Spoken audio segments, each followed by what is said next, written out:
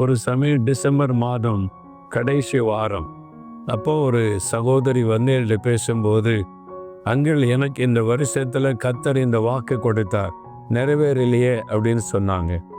கேட்டபோது, இல்லை ஆண்டவர் பொய் சொல்ல மாட்டாரே, நிறைவேற்றுவார். அப்போ ஆண்டவர் சொன்ன வாக்கு தத்தம் பொதுவா சொன்னாரா, இந்த வருஷத்துக்குள்ள நிறைவேற்றுவேன்னு சொன்னாரா?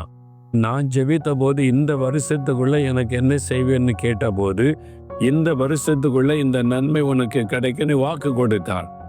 இப்போ முடிய போது, எல்லாம் முடிஞ்சு போச்சு, டிசம்பர் கடைசின்னு 3 நாள் தான் இருக்குது, இது ஒன்றும் நடக்கலையேன்னு சொல்லி திரும்ப கேட்டேன்.